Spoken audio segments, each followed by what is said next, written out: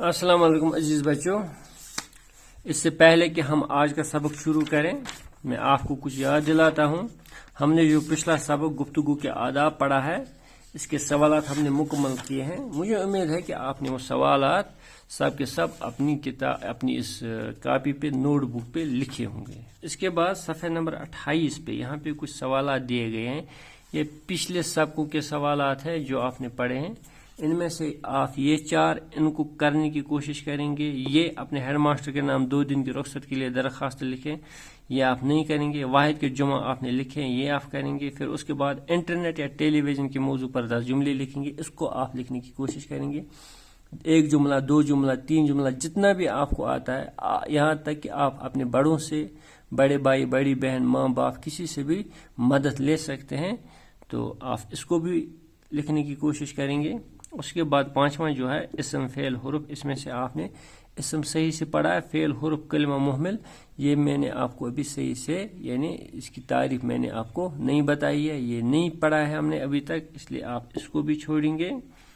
دوسرے سوال اور 5ویں سوال کو چھوڑ کے باقی 3 سوالات آپ خود کریں گے۔ تو آج کا جو سبق ہے تصویر کشمیر۔ تصویر کشمیر نام سے ہی ظاہر ہے کہ یہ کشمیر کے متعلق کوئی نظم ہے۔ تو وہاں پہ ایک زیارت کی تصویر بھی دے کے ہے، سبق کا عنوان بھی ہے تصویر کشمیر، اور اوپر کچھ الفاظ ہے جن میں اولیاء، عابد، آب شیریں، آب بقا۔ اولیاء یہ ولی کا جمع ہے، یعنی ولی اس کا جمع ہے اولیاء، اور ولی کا مطلب ہوتا ہے دوست، اور یہاں پہ ہم اس کا معنی لیتے ہیں اللہ کا دوست۔ ولی مطلب اللہ کا دوست، اولیاء یعنی ولی اللہ تعالیٰ کے دوست۔ جو جتنے بھی بزرگ ہماری کشمیر میں مدفون ہیں مختلف علاقوں میں، ان کو ہم اولیاء کرام کہتے ہیں۔ جیسے حضرت مخدومی صاحب یا شیخ العالم صاحب، جس کا پورا نام شیخ حمزہ مخدومی ہے۔ یہاں کپواڑہ میں مقامی شاہ ولی میں ذاتی شاہ ولی ہے۔ اسی طرح سرار کے علاقے میں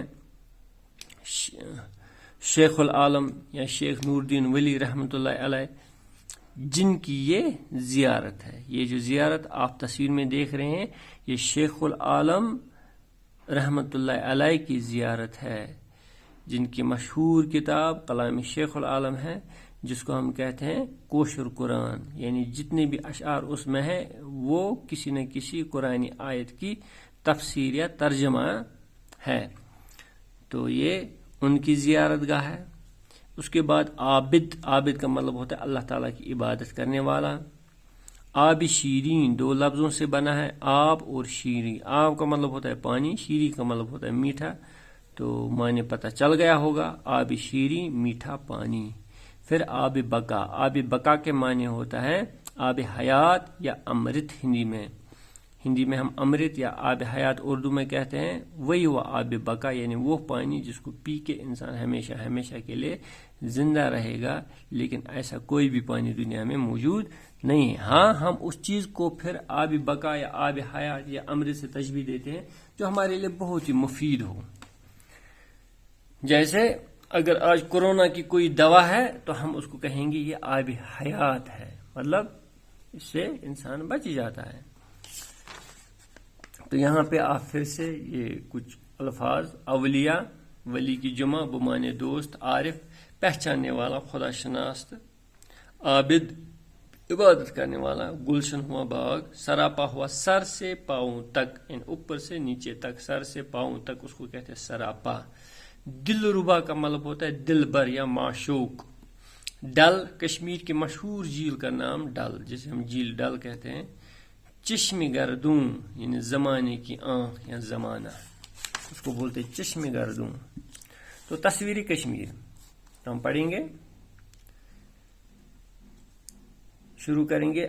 اولیاؤں عارفوں کی سرزمیں، عالموں اور عابدوں کی سرزمیں، یہ ادیبوں شاعروں کی سرزمیں، مندروں مسجدوں کی سرزمیں، مندروں اور مسجدوں کی سرزمیں۔ ہاں اسی جنت کی یہ تصویر ہے، نام جس کا جنت کشمیر ہے، دل فریبی باغ شال مار کی، اور نشاط باغ کی وہ دلکشی۔ چلو ان اشعار کی ہم وضاحت کرتے ہیں۔ پہلا بند، اولیاؤں عارفوں کی سرزمین، یعنی یہ جو ہمارا کشمیر ہے، یہاں پہ ہر علاقے میں کوئی نہ کوئی ولی ہے، کوئی نہ کوئی عارف ہے، یعنی کوئی نہ کوئی بزرگ موجود ہے۔ کسی نہ کسی بزرگ کی قبر پاک یا قبر مقبرہ موجود ہے، یعنی یہاں ہمارے کشمیر میں ہر طرف ولی پھیلے ہوئے ہیں، عارف پھیلے ہوئے ہیں۔ جیسے میں نے آپ کو ابھی بولا مخدوم صاحب یا سری نگر میں ہے، اور ایک بزرگ دستگیر صاحب، تو اسی طرح شاہ ہمدان سید علی ہمدانی رحمۃ اللہ علیہ، ان کی بھی سری نگر میں ایک جگہ زیارت ہے، لیکن وہاں پہ وہ مدفون نہیں ہے، وہاں پہ وہ درسگاہ ہے جہاں پہ وہ یہاں کشمیر میں آ کے اسلام کی تعلیم دیا کرتے تھے۔ تو ان کے ساتھ ہمارے کشمیر میں تقریباً 700 سادات آئے تھے، تو اور وہ سادات کشمیر کے ہر چپے چپے میں، ہر علاقے میں گئے۔ ایک تو انہوں نے دعوت اسلام کا کام کیا، یعنی کشمیر میں دین پھیلایا، دین اسلام کا تعارف کروایا۔ پھر یہاں پہ جو لوگ تھے وہ مسلمان ہو گئے، اور ساتھ ساتھ لوگوں کو مختلف ہنر سکھائے، مختلف مطلب جو کاریگری کے کام ہیں وہ سکھائے۔ جیسے دستکاری میں بہت سارے کام انہوں نے ہی سکھائے ہیں جو ایران سے آئے تھے سادات، شیخ سید علی ہمدانی رحمۃ اللہ علیہ کے ساتھ۔ تو اس لیے ہم کہتے ہیں اولیاؤں عارفوں کی سرزمین، یعنی ہمارے کشمیر میں ہر جگہ کوئی نہ کوئی ولی ہے، کوئی نہ کوئی عارف ہے۔ عارف کا معنی بھی ہوتا ہے اللہ تعالیٰ کو پہچاننے والا، اللہ تعالیٰ کو جاننے والا۔ عالموں اور عابدوں کی سرزمین، ہماری جو کشمیر کی زمین ہے یہ عالموں سے بری پڑی ہے۔ دنیا کے مشہور ترین عالم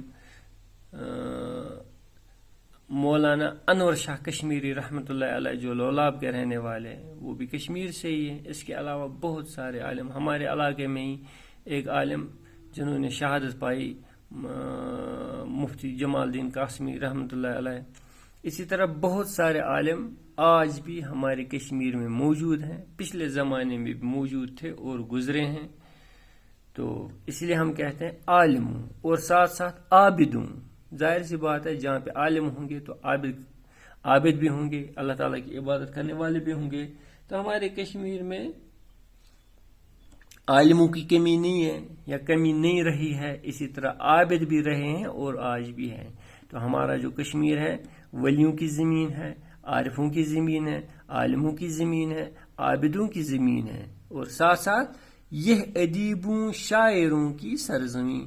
ادیب کہتے ہیں ہم اس کو جو کچھ لکھے، تحریر کرے، کوئی مضمون لکھے، کتاب لکھے، تحریریں کریں، ان کو بولتے ہیں ادیب۔ اسی طرح شاعر جو شاعری کرے، ہمارے کشمیر کے بہت ہی مشہور شاعر کشمیری میں جنہوں نے شاعری کی، جیسے ارن مال ہے، لل دد ہے، حب خاتون ہے، اسی طرح شیخ نور الدین ولی رحمۃ اللہ علیہ جس کو ہم شیخ العالم کے نام سے جانتے ہیں۔ ایسے یہ پرانے شاعر ہیں، اور نئے شاعروں کی بھی کوئی کمی نہیں، نئے شاعر بھی بہت سارے ہیں، اور آج کے شعراء بھی بہت سارے ہیں جو ابھی بھی زندہ ہیں۔ تو یہ ادیبوں شاعروں کی سرزمین، ہماری زمین جو ہے یہ علم کے لحاظ سے بہت ہی ایڈوانس ہے، بہت ہی فارورڈ ہے۔ یہاں پہ ادیبوں کی کمی نہ رہی ہے، نہ ہی شاعروں کی کمی رہی ہے، اور نہ ہی ہے۔ یہاں ہمارے کشمیر کے جو پرانے شاعر ہیں، ان کی شاعری آج دنیا کے باقی ملکوں میں پڑھاتے ہیں۔ جس طرح ہم انگریزی کی شاعری یہاں پہ پڑھتے ہیں، اسی طرح ہماری کشمیری شاعری آج امریکہ میں یا لندن میں پڑھائی جاتی ہے۔ یہ ادیبوں شاعروں کی سرزمین۔ اسی طرح پھر اگلا مصرع بہت ہی ضروری، مندروں اور مسجدوں کی سرزمین۔ مندروں اور مسجدوں کی سرزمین، یہاں پہ چپے چپے پہ مندر اور مسجد ایک ساتھ ہے، یعنی یہاں پہ جو مذہبی برادری ہے وہ پچھلے زمانے سے ہی قائم ہے. ایک طرف مندر ہے، دوسری طرف مسجد ہے، یا ہر جگہ مندر اور مسجد قائم ہیں. تو یہاں پہ پنڈتوں کے مندر اور مسلمانوں کی مسجدیں آباد ہیں، شانہ بشانہ یا ایک دوسرے کے ساتھ وہ تعمیر کر کے ہیں کھڑے ہیں. ہاں اسی جنت کی یہ تصویر ہے. ہاں یہ جو تصویر پیش ہو رہی ہے ولیوں کی زمین، عارفوں کی زمین، عالموں کی، عابدوں کی، ادیبوں کی، شاعروں کی، مندروں کی، مسجدوں کی، یہ چیزیں یہاں ہماری کشمیر میں موجود ہے. تو یہی ہماری کشمیر کی تصویر ہے. ہماری کشمیر کو کہا جاتا ہے دنیا کی جنت. یعنی اگر برروئے فردوس است ہمی استو ہمی استو ہمی استو، یعنی اگر دنیا میں کہیں جنت ہے تو وہ ہمیں ہے، یعنی وہ کشمیر ہے، وہ کشمیر ہے. پیراڈائز آن ارتھ ہماری اس کشمیر کو کہتے ہیں. اور وجہ کیا ہے؟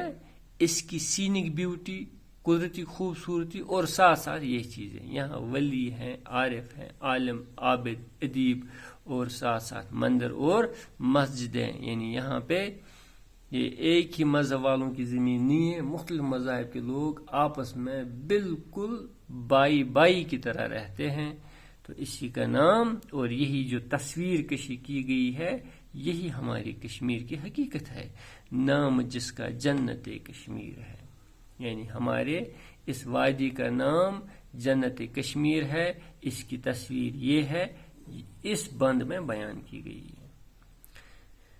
دل فریبی باغ شالیمار کی اور نشاط باغ کی وہ دلکشی. یعنی یہاں پہ دو باغوں کا ذکر ہے.